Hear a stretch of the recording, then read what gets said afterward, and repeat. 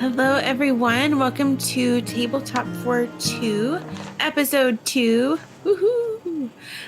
Tonight we are talking about... What is it? No, I was excited about Tabletop for Episode 2, 2? Episode 2 in 2021. It fell apart So really close. fast. Yeah, it fell apart really fast. It'll be even cooler next year. But this is a D&D Duet show where we take a deep dive into topics surrounding how to play one-on-one 5e. And so in case you don't know, my name is Beth Ball. I'm one of the writers behind D&D Duet, and I'm joined by the other writer behind D&D Duet, Jonathan. And we specialize in adventures and advice for D&D for just two people. You can find us at dndduet.com, on Twitter at D&D Duet, and on Instagram at D&D Duet. Oh, yes. So our topic tonight is fun and creative ideas for date night duet sessions. Valentine's Day is coming up really soon. We're recording this on January 29th, but this also works for birthdays, holidays, or other special occasions across the year. And just to clarify, in case you're like, nope, we are going to be talking about ideas for all sorts of duets during our conversations tonight. So not just couples or romantic relationships.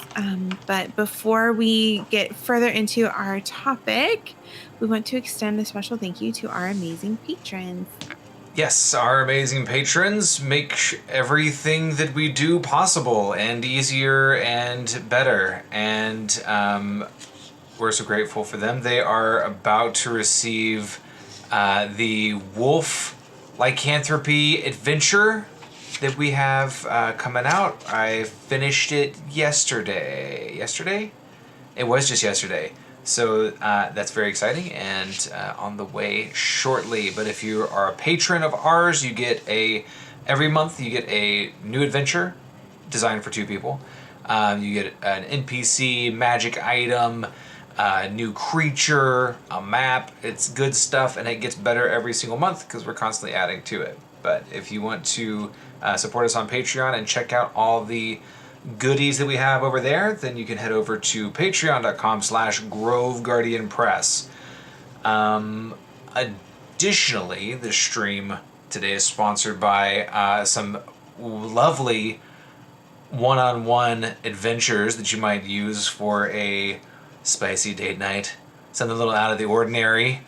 We have the Crystalline Trilogy, which is the first set of 3 adventures that we wrote for 2 players total, 1 player, 1 DM. And then Cupid's Sparrow is specifically a Valentine's Day, Sune's Day adventure, heavy on the role play. It's a super fun little little romp. So yeah, it comes with a menu and like little props that you could use. It's super cute. Hey, so you can find both of those adventures on TM's Guild. You can search for either of our names, Beth Ball or Jonathan Ball, or by title, the Crystalline Curse Trilogy and Cupid Sparrow. And when this is on YouTube later, we'll have links in the description below. Yeah. Awesome. So, honey, are you ready to dive in? I'm so ready. I could talk about how lovely sharing D&D with the person that is the most important to you in your life is all day. That's kind of a weird sentence. I got there. I think it was lovely. So for the first part of our talk tonight, I thought we could start with discussing types of special sessions that people could consider. And so some of these obviously can be a romantic date night, and we'll kind of talk in a little bit about ways to add things on perhaps outside of the game that will make it extra special, and maybe more date-ish or appropriate to whatever occasion it is that you're celebrating. Maybe your best friend just got into, I don't know, maybe your best friend just got into grad school and you guys want to have a special D&D session to celebrate. What would we do? That's what we're going to talk about. I mean, so what are some ideas, baby? Okay, so the first thing that I thought of was how it can be really nice if you are normally the player in a one-on-one game, if you're trying to do a special session or just something special for your DM, your GM in general, is to switch the GM and player roles and do a session or even maybe a small campaign for them. This is something that we root for in almost every duet. I think it's really important to kind of practice turning the tables in that way when you're comfortable and when you're ready.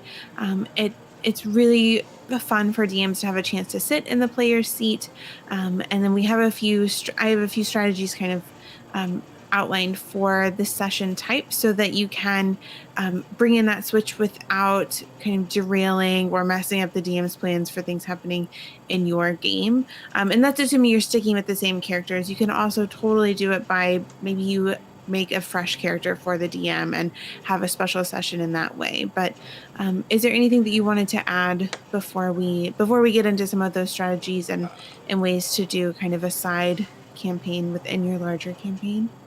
Yes, so if you are looking to treat your significant other who is into D&D and they are like a lot of the people that are really into D&D tend to be DMs. What a magnificent way to surprise your forever DM person in your life than to let them be on the player side of the chair while you run a game for them. It's rare that I've in my experience, it seems rare that DMs get to have the chance to go on the other side of the table, to be a player, to be presented with novel situations that they didn't write, they didn't come up with, and to try to problem solve and figure out what they want to do with their character, like without worrying about other things going on in the story. Like I feel like a lot of times DMs are kind of like spinning, a dozen plates at the same time and trying to make sure that this, doesn't affect this too much, and trying to see how every single thing can interact and add immersion and fun for the player. And as a DM, what a treat it is to just sit on the other side of the table and kick back and just roll to smash some goblins or whatever's going on. But it's a really, really good gift. If the person in your life is a DM, what a great gift to give them. The privilege of sitting in the player chair. It's a good one.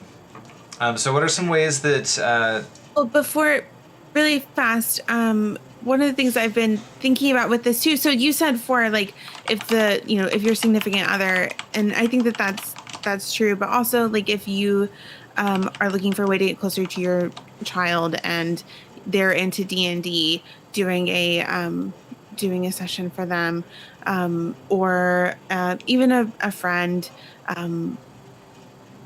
roommate. I don't know. It doesn't matter. But I've been thinking about that a lot, like this past Christmas with COVID, with so many people being out of work and budgets being tighter, that D&D can be an expensive hobby. If you're trying to get all the fanciest things, you can really spend as much money as you as you want to spend. You can get a funny 3D printer that's bright red that sits next to you, or you can be careful and spend doing doing free things, or at least cheaper yeah. things. I think probably works. Um, Hi Dave and friends in the chat mentions like yes, kids in D&D, and like if you're having that great experience of playing with your kid and they're picking up rules and kind of learning how things go, it would be really exciting for them to get to be in the driver's seat and have the power. It's probably going to be a very interesting experience. would be cool. And Hi, Dave and Friend said that their 5-year-old loves a quick one-on-one. I think that's super, super sweet. So, okay, so if we look at ways to, and so this is kind of assuming that you want to stick with your existing characters. And we'll talk in a little bit about if you want to come in fresh, new characters, or you're just starting or want to try out playing one-on-one. But let's say you have a game going, you want to surprise your DM and kind of switch the table for them. What are some things that you can do?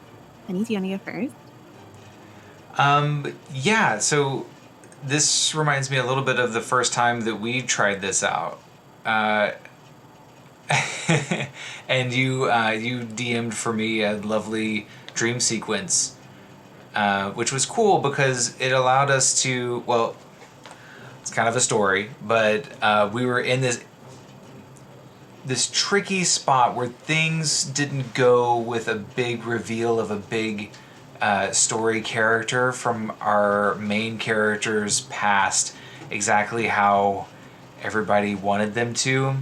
And so to kind of explore different avenues of how that might have gone, we had this, like, Honey set up this really interesting dream sequence where it was kind of an opportunity to kind of revisit some of those interactions and explore how they might have gone, and that was fun. And there were no stakes, right? Because it wasn't that.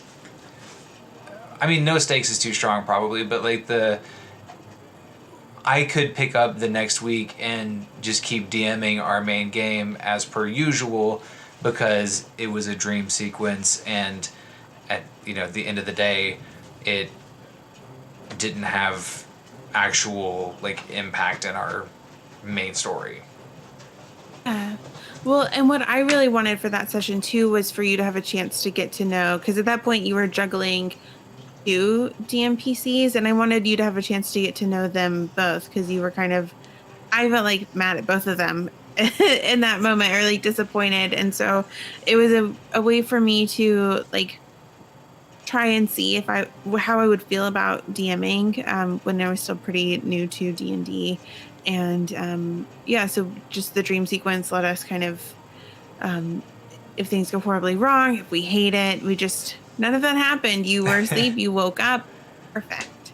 Um, Another thing that I think is cool, and you did this as a special session for me with one of our side characters, was a dive into that character's backstory. And so you gave me a character sheet of like this level 20 rogue who goes into this crazy situation and has like the ring of self duplication or something. And he's like fighting a beholder and a demi plate, like.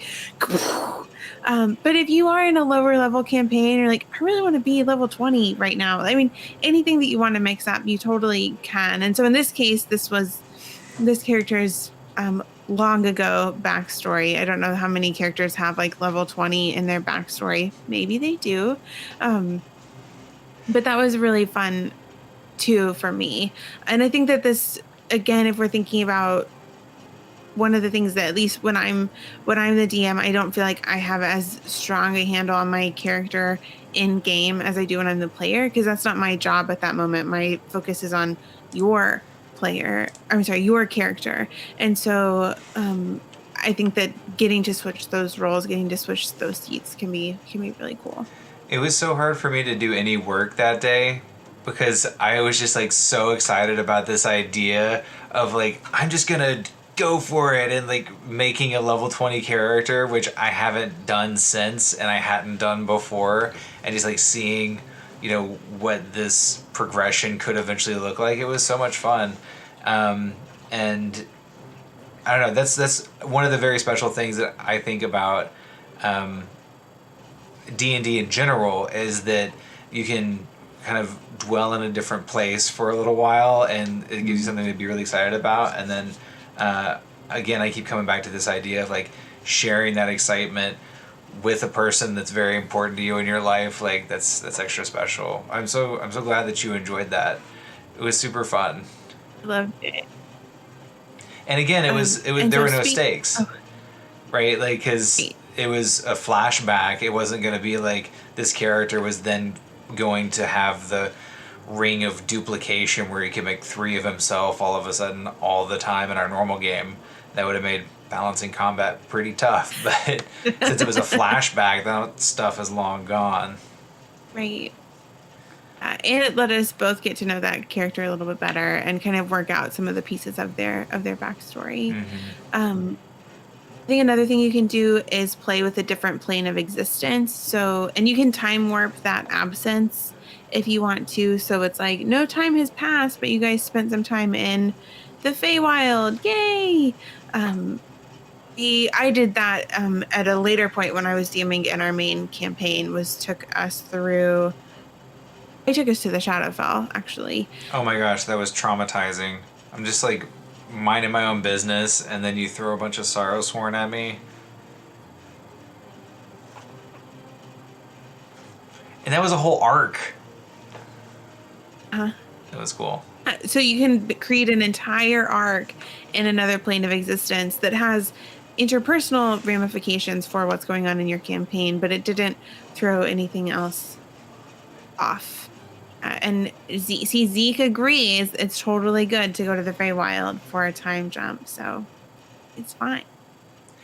We did that just recently too, where you were running around and, you know, the main character's watching like an acorn fall from a tree or whatever, and they jump through the portal of the Feywild, and it's a whole week-long experience, and they come back out, and the acorn, finishes falling. That's always a good time.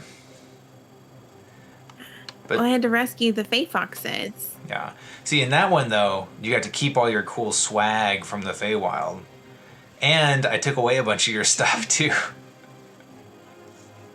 Lost almost all of my magical items on that trip, trying to woo the Fey Queens. Just bribing exciting. Fey royalty. Yes, like you do.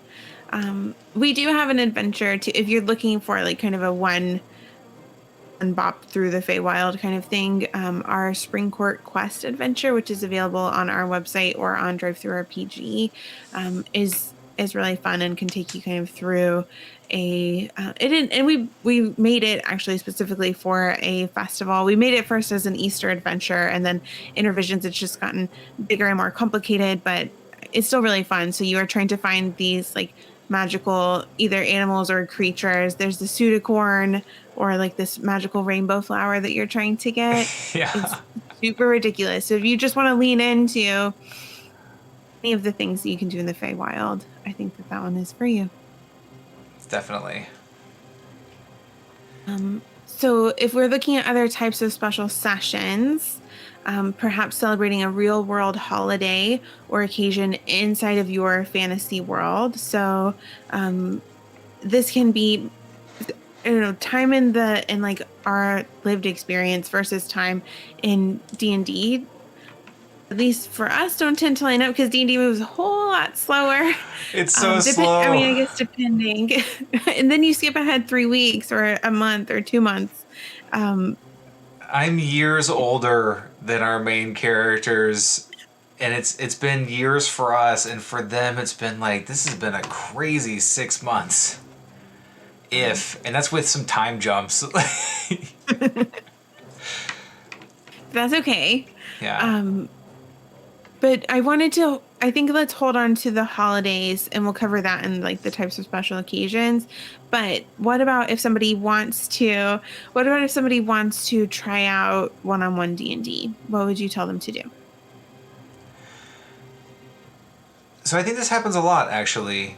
One of my favorite things to hear is that somebody's picked up one of our one-on-one adventures to try out with somebody, like just kind of on a whim or like as part of a date night or something like that, and to hear how it goes. And I guess we've never had bad feedback from that, which is good.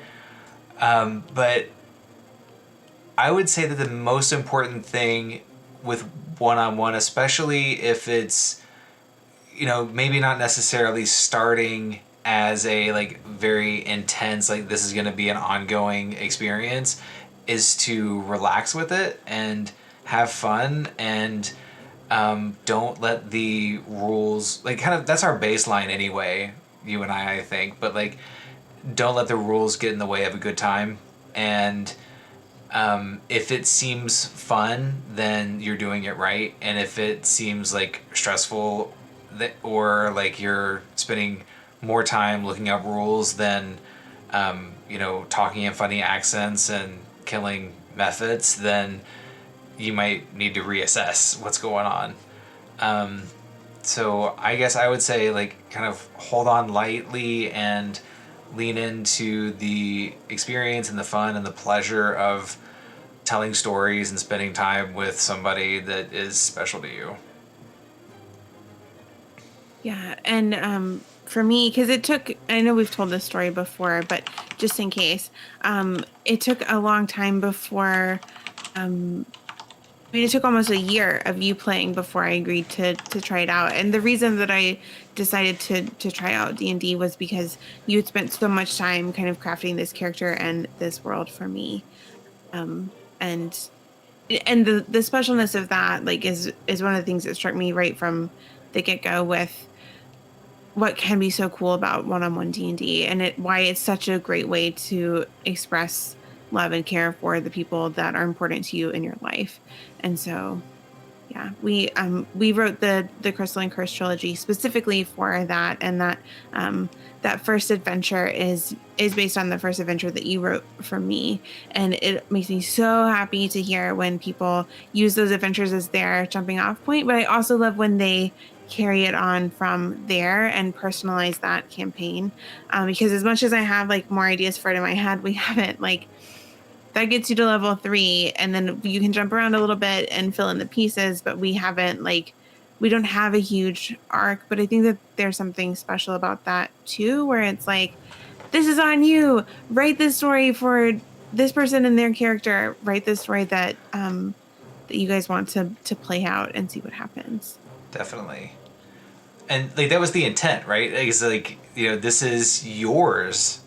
Do with it what you will. This isn't ours anymore. This is yours.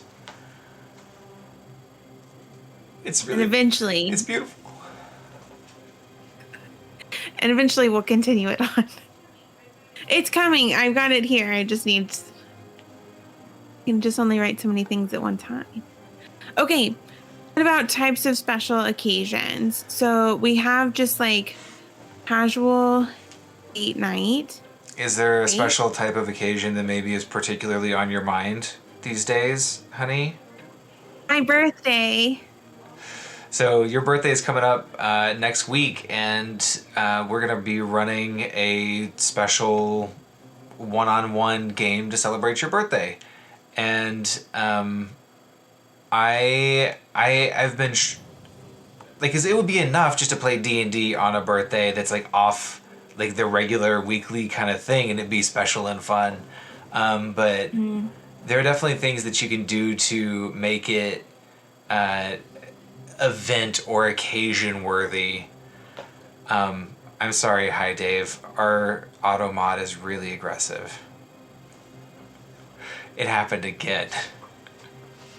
But like, I mean, definitely, we're talking about it's a birthday, right? So like, anytime you can incorporate nifty gifties or yummy food and stuff like that, that's definitely something you can do. And I'm thinking like when you can kind of blend or play with the lines between real life celebration and what's happening in your game. Like, it just so happens that Beth's main character has a birthday in game round about the same time that she actually has a birthday. Her actual person character actually has a birthday, right? Unlike Andrew Bernard, this character is my real height. My real height. Okay, but I did that for Persephone in part because I knew that this was coming and it was supposed to be a helpful crossover. If that's okay. I mean, I will take any alley-oop that you throw my way. No. And we are close to when her birthday is on the equinox. I mean, so anything else Anyway, so birthdays. Oh, sorry. Oh, any other ideas about birthdays? Anything that you'd like particularly like to see for a hypothetical birthday adventure? Just hypothetically?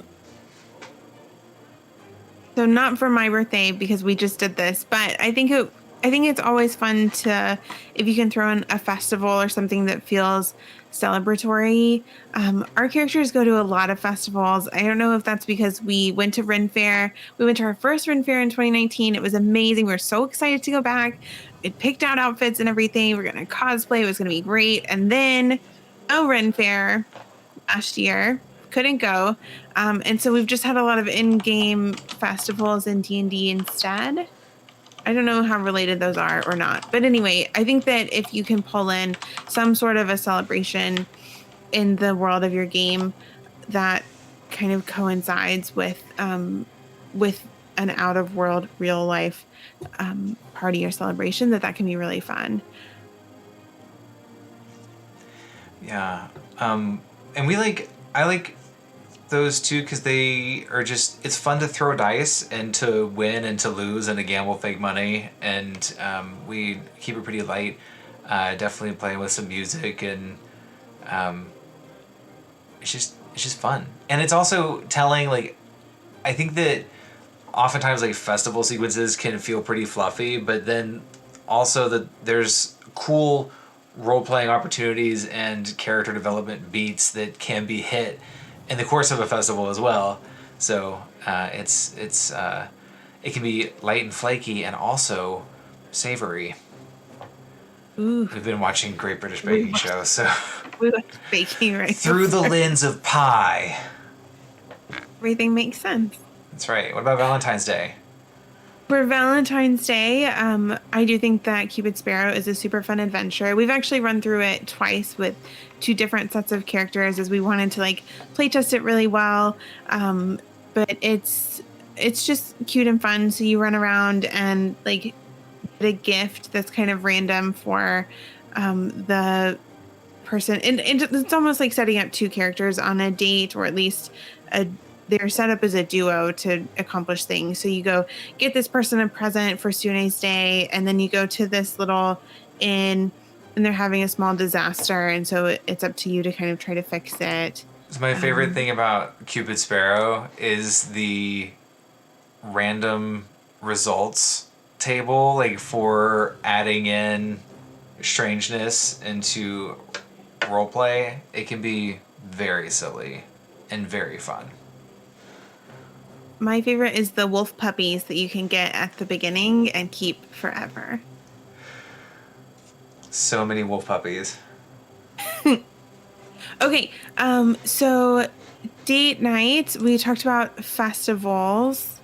Maybe we can jump ahead a little bit.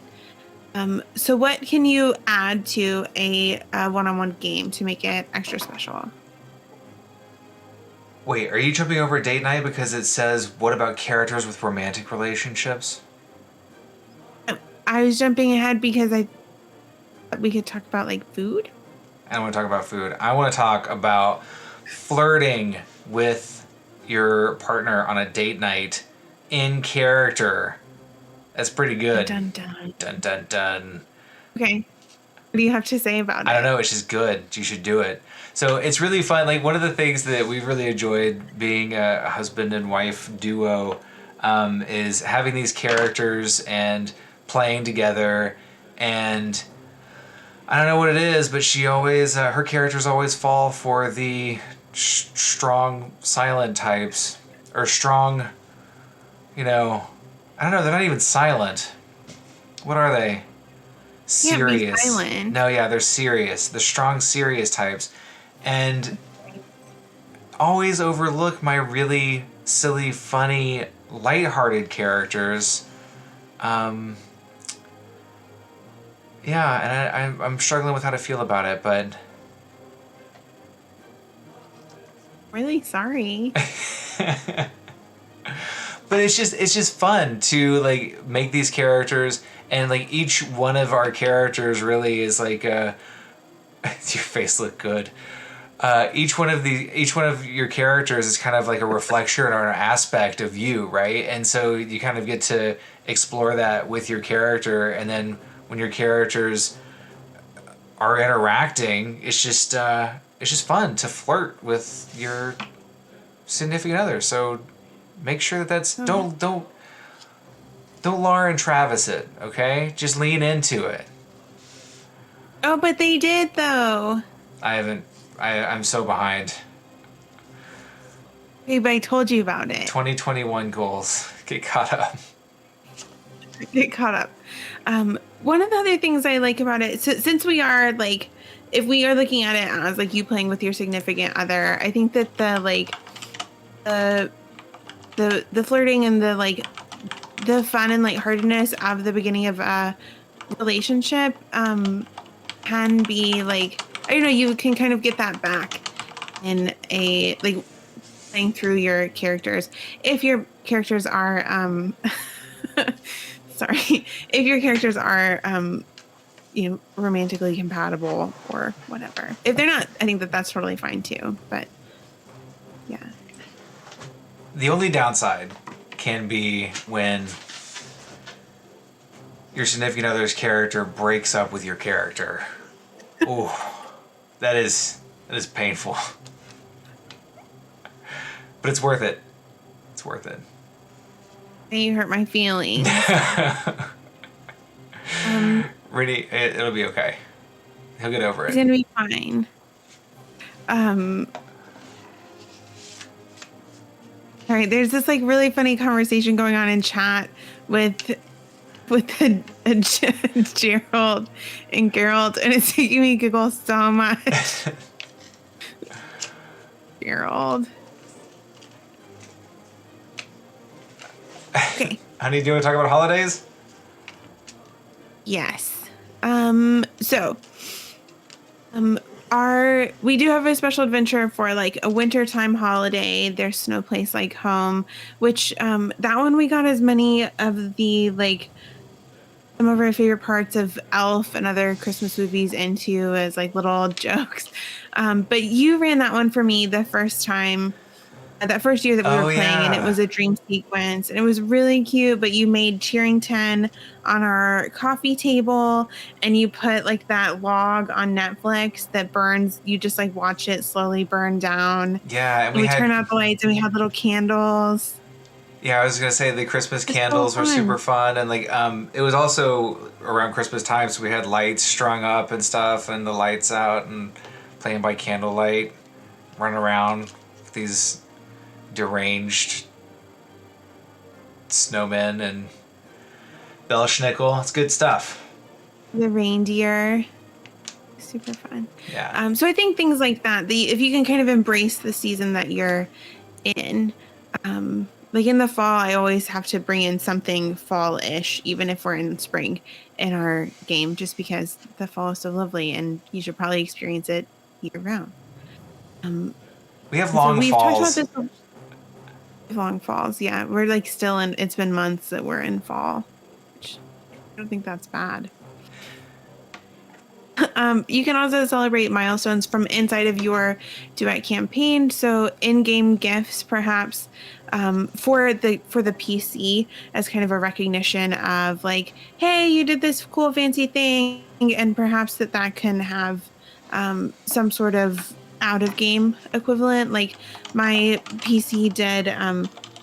When she just finished this really important arc recently, and then you got me for Christmas these super fancy, sparkly, astrology-ish dice that kind of celebrate that. And so then I can use that for her. And I remember this really cool part of our campaign. Yeah. Oh yeah, got all chosen by the goddess. So you had to get some fancy new dice. Became super important. Definitely. Yeah, that is super fun. And like you were mentioning, bringing in stuff that's like related to the season and whatnot. Like, I mean, we've gifted each other. How many times have we gifted each other cantrip candles together? Like just to like set the scentscape, if you will, for our games. And so that's super fun too. I saw Zeke recommend Halloween themed one shots, and yeah, I think that those can be super fun. Patrick in anyway, so a friend, he and his wife are running through Curse of Strahd. Like they do a couple sessions every year at Halloween, they just started that this year. And so he got like the fancy version, the new one. And so I think they're going to do a couple sessions just kind of like as a side arc each time, which I think is cool. I love that. Okay.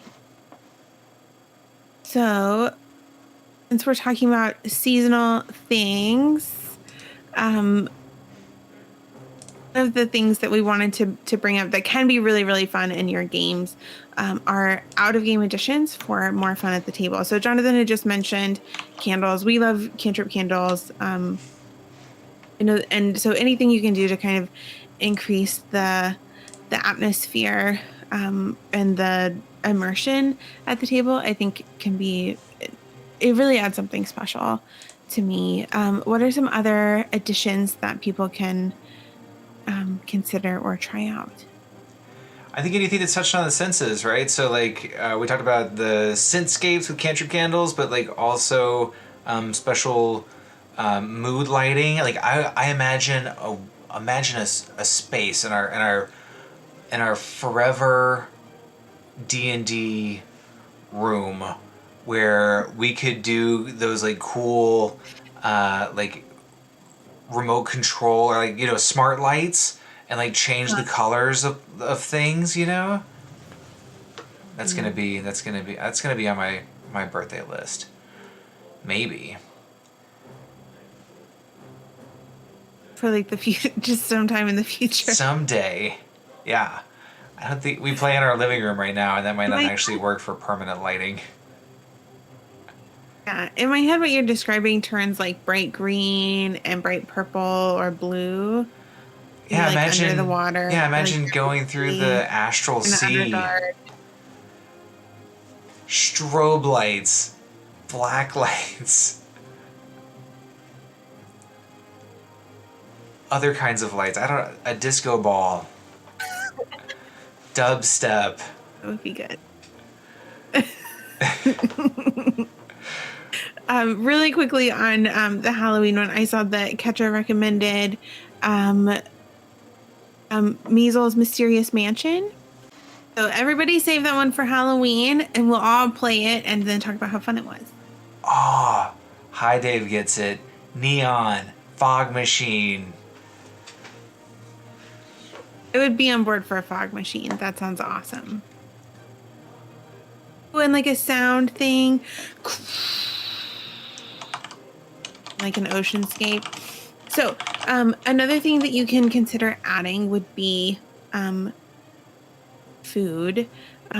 Some of my favorite sessions have involved like a charcuterie platter that is like, so our people are on the road traveling, and then we also have like traveling-ish, bless you, traveling-ish food at the table.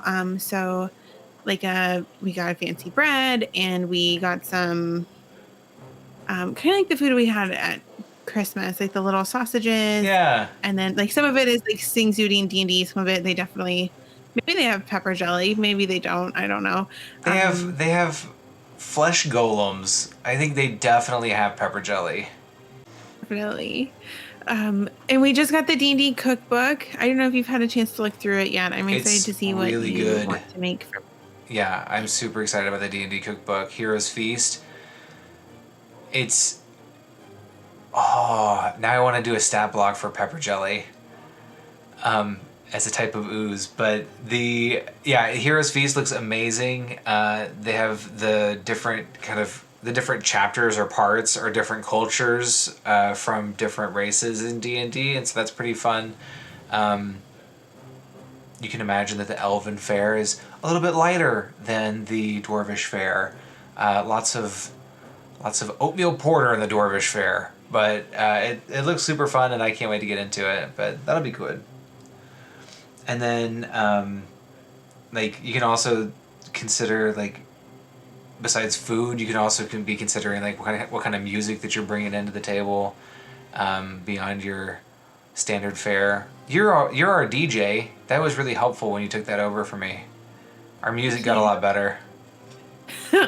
Well, it was really fun for me, and that made it, especially because I was playing, but it was still something that I could contribute to our game beyond kind of thinking about what's going on with my character.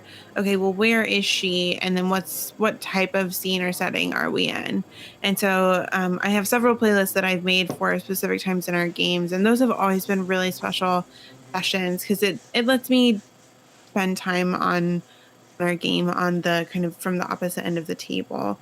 And it's, just another way of kind of expressing care. And I really enjoy music anyway, so that's always fun. And lately I've been slowly building playlists for a couple characters as well as like settings or scenes. And so a few of them started as playlists for like an adventure I was writing. And then when we've been in similar situations in our game, I've just used those. And then there are also some playlists that I've just found that work really well. Yeah. And then we love doing like special maps. And one of the best things that we bought, let me just give you this hot tip. Chessex makes a really, really sweet rollout, kind of, is it laminate battle map? It is made of magic because that thing is so good. It sticks to the table, not sticks to the table, lays on the table. It's heavy enough where you're not knocking it over all the time. We've drawn on it like crazy. Everything comes up with no problem. It is one of the best things that I think we've bought. And another one of the best things that I think we bought. Wet erase. Yeah. And one of my other most favorite things that we bought is our lovely 3D printer that I have not been using as much as I want to, but that way we can print minis and stuff together. That was, oh my gosh, I have the coolest life. I'm going to brag for a second. On our first wedding anniversary, my wife and I got each other, was that number 2? On our second wedding anniversary, my wife and I got each other a 3D printer so that we could print D&D minis. If I could drop this mic without making a big ruckus, then I would, because that's the indication of living a fine life. Oh, hi Dave. I'm totally planning on doing that with this bad boy over here. Sorry, so Jonathan is talking about putting a TV into a table. We just don't have the table or anywhere for it to go. Oh, and Pink Sparkles, hello. I'm so happy that you're here. Some recipes for game nights, medieval cookery. That sounds awesome. Yeah, adding that to the list. Check that out. Hi Dave, this is a Flash Forge printer. It's like their super basic model, and after some tinkering, it prints things good enough. It's awesome. Oh, nice. So with maps and minis too, like if you are looking for a special thing to gift to your DM or friend who you want to play D&D with, Sirenscape is really cool. We love Incarnate for the maps. So just some things to think about. We got a question from Twitter this week that we wanted to address in our Q&A section. And chat, if you have any questions or anything you want us to cover, please let us know. So our question comes... Oh, sorry. Oh, sorry. Go ahead. You do it. Oh. Do it. Our question comes from @Exidius. How do you go about balancing combat and social encounters? My fiance has been handling DMing and he's gone really deep into numbers and balance and theory. I like that all 3 of these things are capitalized. But I just want to occasionally DM for him without setting anything on fire.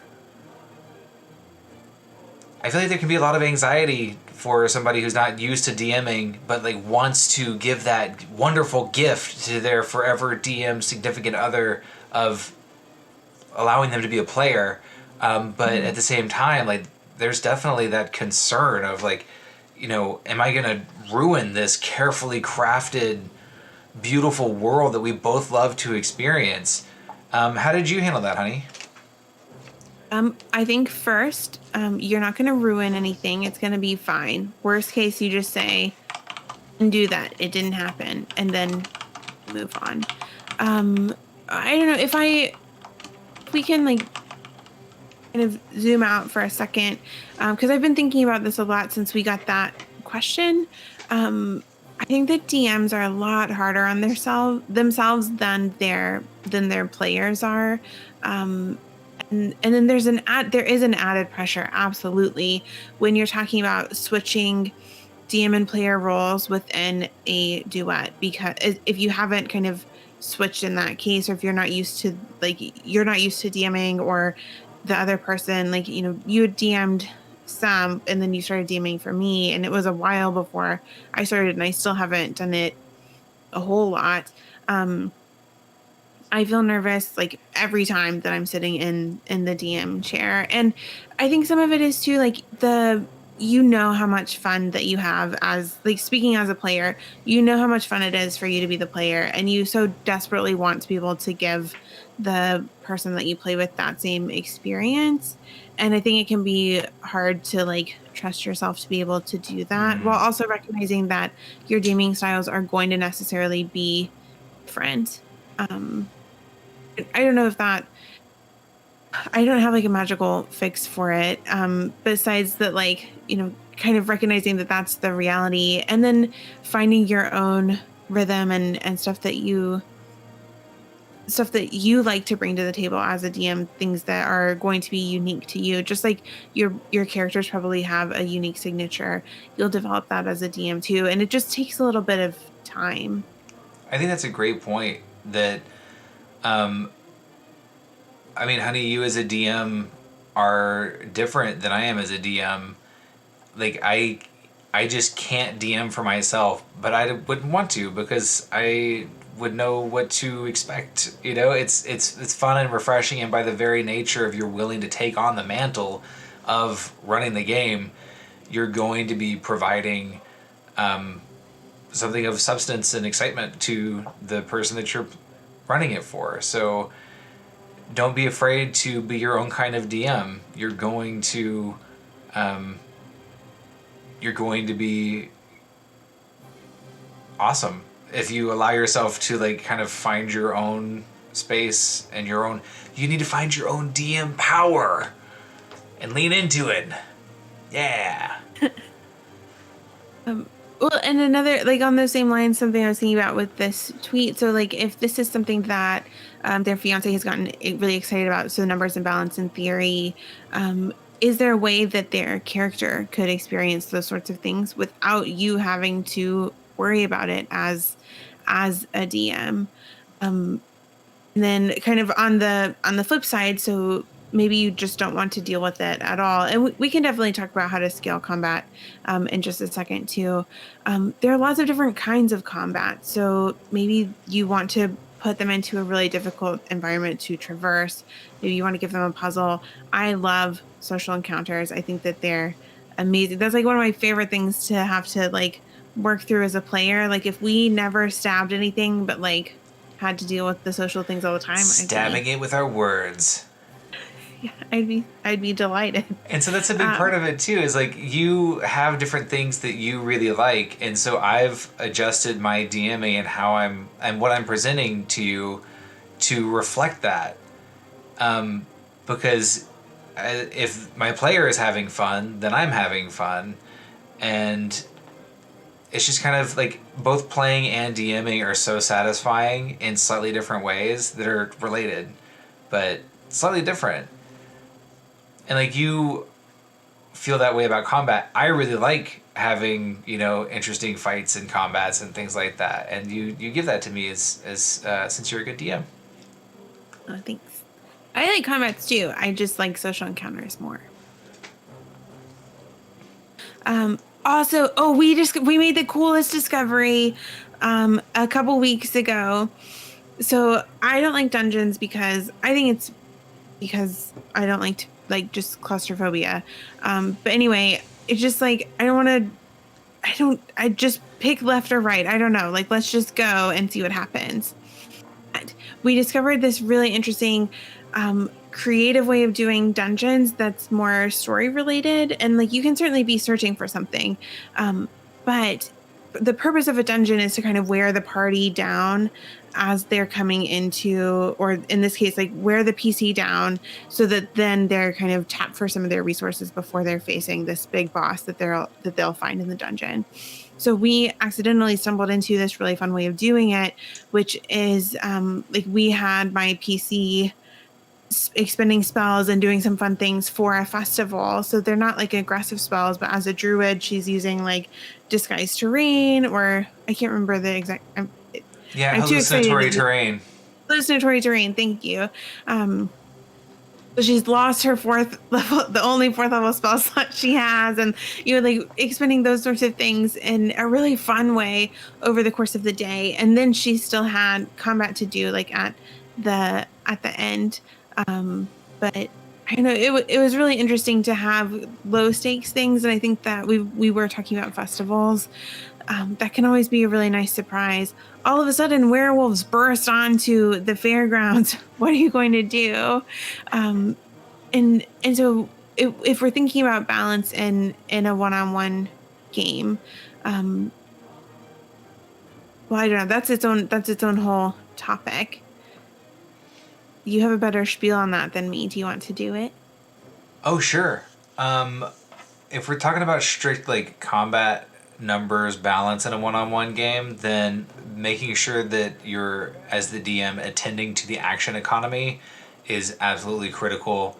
Um, if you have two opposing sides, the side, whether it's the party or the bad guys, the side that has the most actions, the most abilities to do things, is probably going to win, even if the party can do more interesting things. If it's a numbers game, then probably they're going to win. So making sure you're attending to the action economy. If you're playing one-on-one, then introducing enemies not all at once so that you have, 16 different combatants with their own initiative order, introducing opponents in waves for larger combats, like in the third round a couple more jump in, or in the fifth round the floor gives way and you drop into another area and everybody's on their back and you have a moment to do something, right? Like kind of breaking up the combat can be really key. And I don't know, kind of the way that we usually do things is that whatever is the most fun at the moment is the way that we go. And so if somebody has a really cool idea and a really cool position and they make it's a non-traditional role, then we'll typically lean on the rule of cool more than the rules as written mantra for one-on-one play. Is that my balancing combat spiel pretty close? No, Did I miss anything huge? I don't think so. Right? Druids and their ability to mess with the action economy, it's redonkulous. We're just very powerful, buddy. This is our We're very 5-year-old. itchy.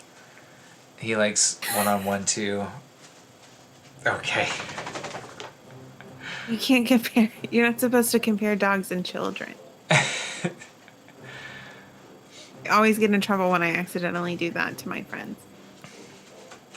Anyway, we got a very important question for you from the chat, which is, what kind of Valentine's gift would Gareth like to give and to receive? Well, Gareth Stosdak would like to receive...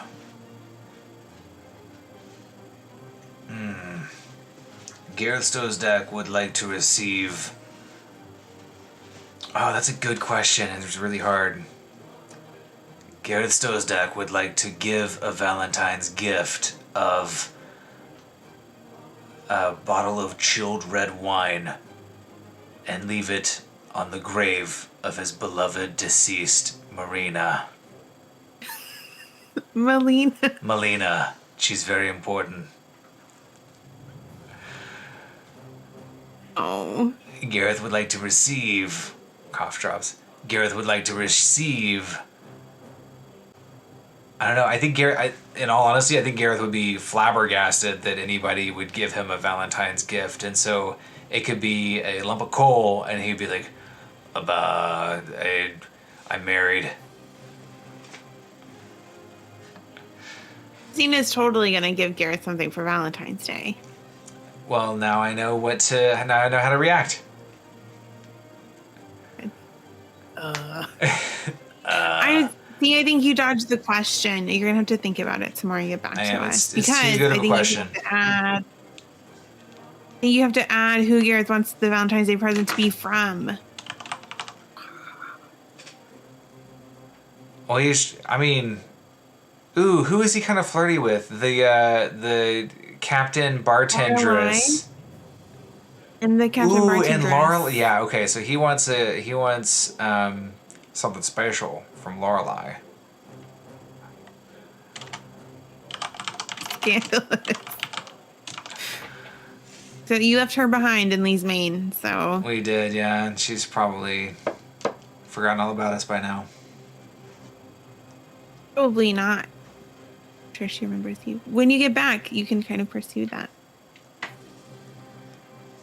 I like imagining Gareth having, returned Beacon to the material plane and then going off to live out his older days with the siren nymph? Mm-hmm. A siren nymph. Siren. Okay, chat, friends, thank you guys so much for hanging out with us tonight. We super enjoyed it. Yes, thanks for joining us for Tabletop for Two. You can catch us next week on Twitch, Fridays at 8 p.m. Eastern, right here on twitch.tv/D&D Duet. We also live stream Tales of Eldura, a one-on-one whole D&D adventure. So we'll be picking that up. We banished a crazy sword wraith thing in our last episode, and we picked up a totally not cursed or dangerous golden motorcycle, so that's going to be a good time. Probably definitely not going to come to life and literally try to kill us, but we'll be waiting 2 weeks before continuing that adventure, because this Tuesday at 8 p.m. I'm going to be DMing a very special birthday one-on-one session, so that should be super fun. Both shows will appear on YouTube as soon as I get my video editing backlog taken care of, but that's coming imminently. If you enjoyed the show and want to support our work, you can check us out on patreon.com/GroveGuardianPress, and we'd love for you to check out our adventures as well. Birthday. Awesome. Well, thank you guys so much. This was really, really fun. We hope to see you next week and on Tuesday. Yeah, looking forward to it. Thank you very much. Have a beautiful night.